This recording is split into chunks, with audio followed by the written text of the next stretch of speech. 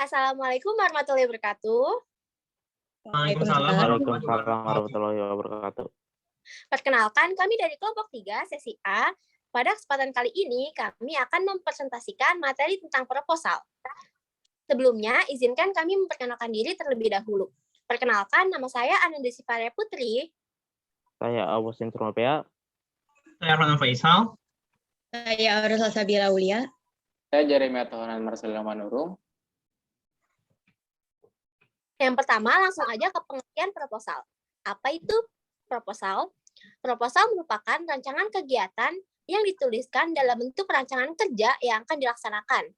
Rencana tersebut harus dituliskan agar pihak berkepentingan dapat memahami dengan baik, memberikan izin, dan menyumbangkan dana supaya kegiatan tersebut bisa terlaksana.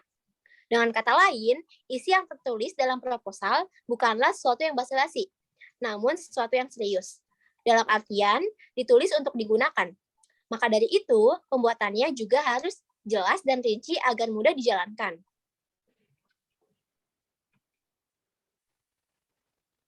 Selanjutnya, ke pengertian proposal menurut para ahli. Kata proposal sendiri berasal dari bahasa Inggris, yaitu to propose, yang artinya mengajukan. Berikut pengertian proposal menurut pendapat para ahli sebagai berikut. Yang pertama itu menurut KBBI. Menurut KBBI, proposal berarti rencana yang dituangkan dalam bentuk rancangan kerja. Yang kedua, menurut Hasnun Anwar. Menurut Hasnun Anwar, proposal adalah rencana yang disusun untuk kegiatan tertentu. Yang ketiga, menurut Jai. Menurut Jai adalah proposal adalah alat bantu manajemen standar agar manajemen dapat berfungsi secara efisien.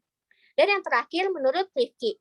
Menurut Rifki, proposal adalah suatu bentuk rancangan kegiatan yang dibuat dalam bentuk formal dan standar. Selanjutnya yang kedua, tujuan. Apa saja sih tujuan proposal? Tujuan pembuatan atau penulisan proposal yaitu yang pertama untuk mendapatkan bantuan dana, dan yang kedua untuk mendapatkan dukungan, dan yang ketiga untuk mendapatkan perizinan. Yang ketiga syarat-syarat. Apa syarat-syarat menyusun proposal? Adapun jika menyusun suatu proposal, maka haruslah memenuhi syarat-syarat tersebut. Yang pertama, harus memiliki struktur maupun logika yang sangat jelas dan mudah dimengerti. Yang kedua, hasil dari kegiatan tersebut harus terstruktur. Yang ketiga, rumusan jenis kegiatan yang dilakukan harus ditulis secara detail serta harus benar-benar dapat dikerjakan. Yang keempat, jika ada anggaran dana yang diperlukan, maka anggaran dana yang diperlukan harus realistis dengan. Yang keempat, jenis-jenis. Apa saja jenis-jenis proposal? Jenis-jenis proposal pada umumnya dibagi menjadi 4, yaitu yang pertama itu proposal bisnis. Proposal bisnis merupakan proposal yang ada kaitannya dengan dunia bisnis atau usaha, bisa juga bisnis kelompok atau perseorangan. Contoh, proposal pendirian badan usaha, tempat usaha, dan lain-lain. Yang kedua ada proposal penelitian. Proposal penelitian merupakan proposal yang sering digunakan pada bidang akademisi seperti penelitian untuk tugas akhir, tesis, dan lain-lain. Biasanya proposal jenis ini digunakan untuk mengajukan suatu kegiatan penelitian yang akan dilakukan. Yang ketiga itu proposal proyek. Proposal proyek merupakan ada kaitannya dengan dunia pekerjaan. Umumnya berisi serangkaian rencana-rencana dalam usaha atau komersil. Contohnya seperti proposal proyek pembangunan suatu kantor. Yang keempat, proposal kegiatan. Proposal kegiatan merupakan proposal yang sering digunakan di lingkungan masyarakat. Karena merupakan proposal untuk mengajukan suatu rencana kegiatan, baik itu kegiatan individu maupun misalnya seperti proposal mengadakan perayaan, perlombaan, dan lain-lain. Jenis proposal berdasarkan bentuknya itu ada 3. Yang pertama itu proposal formal. Proposal formal ini isinya sangat lengkap, terdiri dari 3 bagian, diantaranya yaitu bagian pendahuluan, isi, dan yang kedua itu proposal non formal.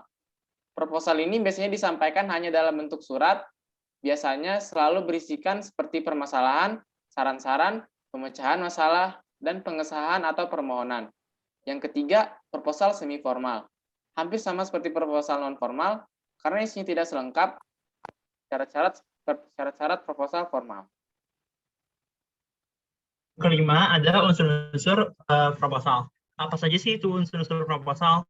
Nah, unsur-unsur proposal ini yang pertama adalah latar belakang masalah. Jadi dikumpulkan kesenjangan antara harapan dan juga kenyataan, baik itu dari kesenjangan teori maupun kesenjangan praktis yang melatar belakangi masalah tersebut. Lalu yang kedua ini ada tujuan masalah. Nah, jadi dalam unsur ini dia menyatakan secara tersurat berupa pertanyaan yang ingin dicari jawabannya. Lalu yang ketiga ada tujuan penelitian.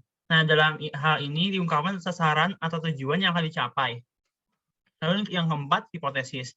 Dalam hipotesis ditunjukkan berupa jawaban sementara dalam penelitian agar hubungan antara masalah dan jawaban yang lebih jelas. Lalu yang kelima, ada asumsi penelitian. Asumsi penelitian merupakan anggapan dasar tentang suatu hal yang dapat dijadikan dalam dasar dalam berpikir dan bertindak. Lalu yang keenam, ada manfaat penelitian. Nah, dalam unsur ini berisi alasan kelayakan atas masalah yang diteliti. Lalu yang ketujuh, ada ruang lingkup. Nah, cakupan kegiatan yang akan dilakukan harus memiliki batas-batas yang jelas. Hal ini akan membantu pembaca proposal untuk mengetahui keluasan dan kedalaman materi yang menjadi subjek serta objek perencanaan. Lalu yang kedelapan ada kajian pustaka. Jadi kumpulan teori-teori referensi yang menjadi dasar-dasar dalam sebuah penelitian ini yang menjawab secara teori tentang permasalahan dari sebuah ide pokok penelitian. Lalu yang kesembilan adalah definisi operasional. Nah, definisi operasional ini adalah dimensi penelitian yang menyediakan data bagi peneliti untuk mengetahui bagaimana metode dalam mengukur atau menilai suatu variabel.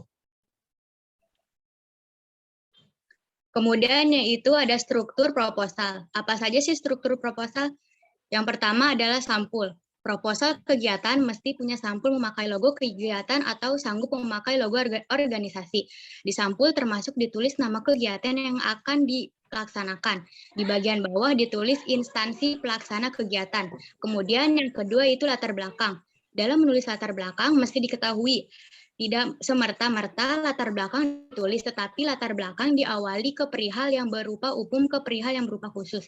Yang ketiga yaitu nama kegiatan. Nama kegiatan adalah nama yang ditunaikan terhadap kegiatan tersebut. Yang keempat yaitu tema. Tema kegiatan yang ditulis sesuai dengan tema yang disepakati secara bersama dengan terhadap forum atau tema yang sudah tersedia sebelumnya. Yang kelima yaitu tujuan. Tujuan kegiatan adalah target dilaksanakannya kegiatan tersebut dan mencakup alasan kegiatan ini. Kemudian yang keenam yaitu jenis kegiatan atau acara kegiatan. Jenis kegiatan atau acara kegiatan atau acara yang akan dilaksanakan, seluruh model kegiatan mesti ditulis. Gara-gara instansi akan memandang banyaknya kegiatan yang direncanakan. Setiap kegiatan mesti dijelaskan maksud dan tujuannya. Yang ketujuh yaitu sarana promosi. Sarana promosi adalah keuntungan dari sponsor. Sarana promosi yang merasa dari umbul-umbul. Pakaian, pamflet, brosur, spanduk, audio, dan hitungan bagai persen sponsor. Besar persen yang disumbangkan oleh sponsor menentukan besar atau kecilnya logo sponsor. Kemudian yang kedelapan yaitu estimasi anggaran. Estimasi anggaran adalah kuantitasi alokasi keseluruhan dana yang akan digunakan. Ditulis secara detail dengan harganya, mulai dari perlengkapan, administrasi, konsumsi, piala, plakat, panggung, sound, dan lainnya.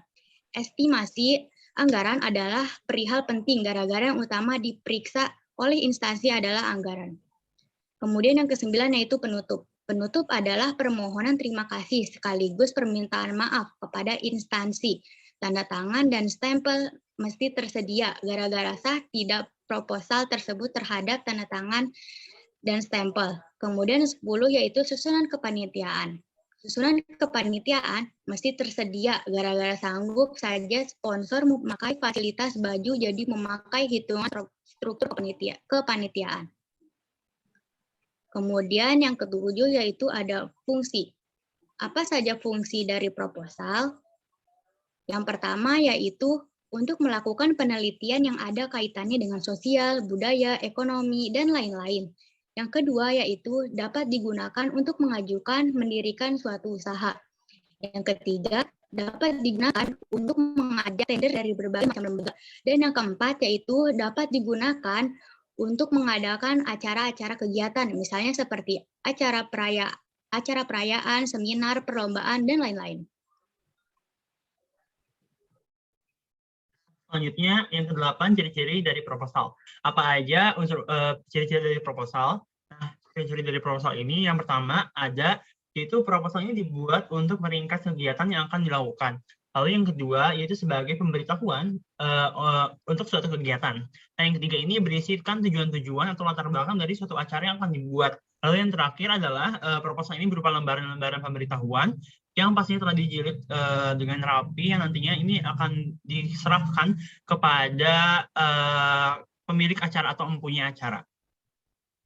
Kemudian yang ke-9 ada manfaat.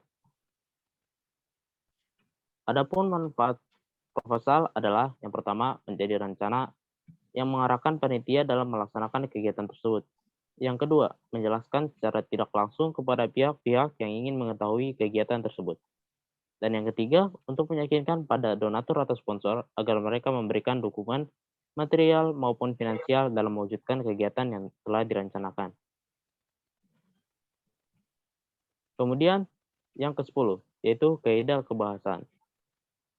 Adapun kaidah kebahasaan proposal adalah yang pertama, menggunakan istilah ilmiah baik yang berkaitan dengan kegiatan yang akan dilakukan atau yang berkaitan dengan bidang keilmuannya. Yang kedua, menggunakan kata kerja tindakan untuk menyatakan langkah-langkah kegiatan atau metode penelitian.